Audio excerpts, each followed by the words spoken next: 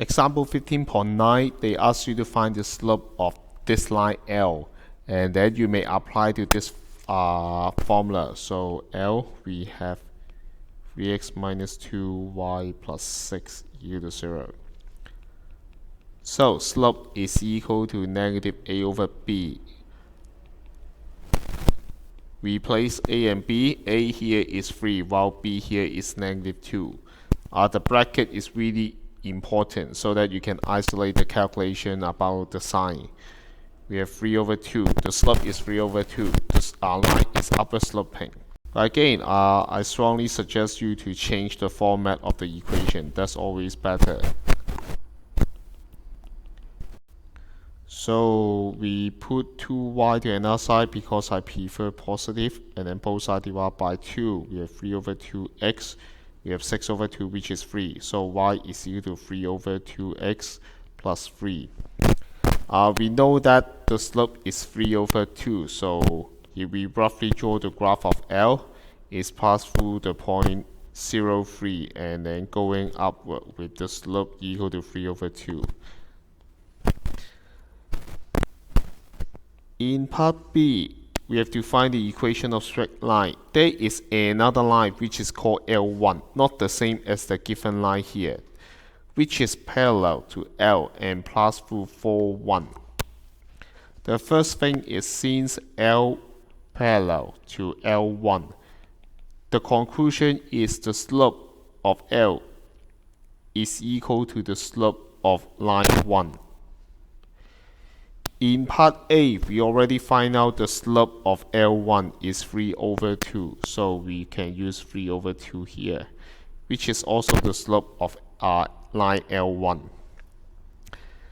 And then for our target, this line, which is parallel, fulfill this requirement with the slope 3 over 2, at the same time pass through 4, 1. And then we try to sketch the graph, have a brief idea how does it look like. This is 4, 1. Pass through this point and with the slope 3 over 2. So continue, then we can write down the equation of L1. Make sure you write down what you are calculating. Don't just give me the formula directly. And then the constraint for straight line again is slope equal to slope. We always start from here. And then we prepare a general point xy to express any point on this line. So in terms of xy, we compare xy with 4, 1. So we have y minus 1 over x minus 4. And then the slope, they imply the slope is 3 over 2 by saying that it is parallel to L. I prefer slope-intercept form, so I change in this way. And then make y be the subject. So this is the slope-intercept form of L1. Generally, I would prefer slope-intercept form, but in this example, they're introducing general form, so I also write in general form. I just start from here.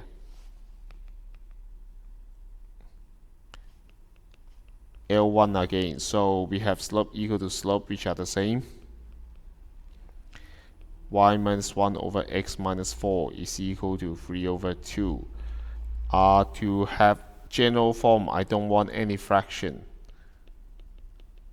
So both side times 2, both side times x minus 4. We have 2y minus 2 equal to 3x minus 12. Put everything to one side, 3x minus 2y, and then minus 10. Finally, copy it once again to left hand side.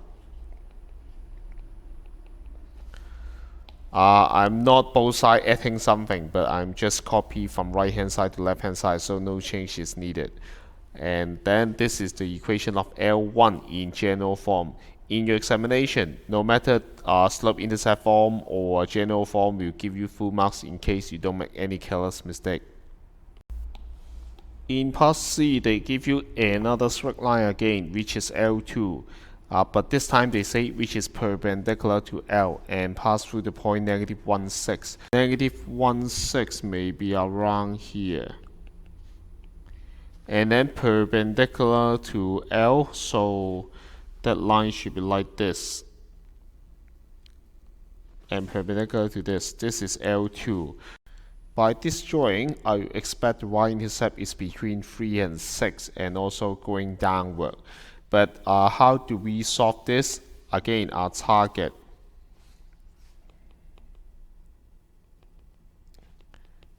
L2 is slope equal to slope.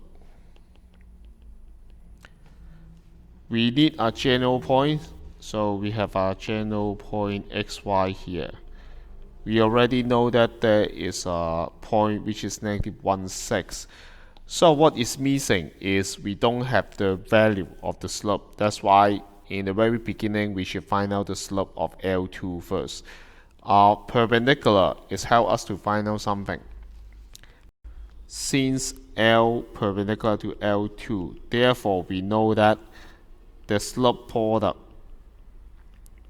is equal to -1. This is a very important property that we memorized before. Slope of L is 3/2 in part A, and then this is what we need, ML2 -1. So the slope of line 2 is -2/3, negative of its reciprocal. Then we can plug into the calculation here. We have 2 points, y -6, x plus 1. And the slope, we already find out by this sentence. We know that the slope is -2/3. So the rest are just the same. Change it to general form this time.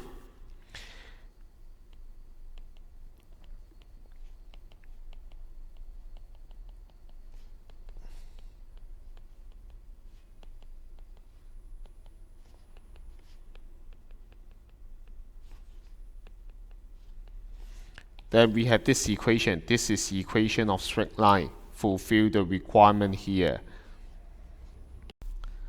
In slope-intercept form, that means y -6 is equal to -2/3 times x plus 1.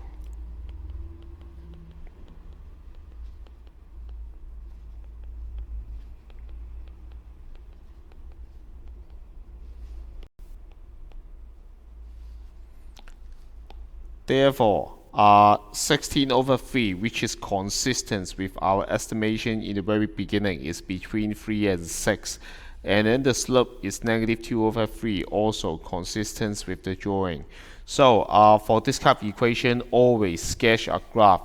It saves your time, and also it lets you more effectively to understand what is happening in your calculation.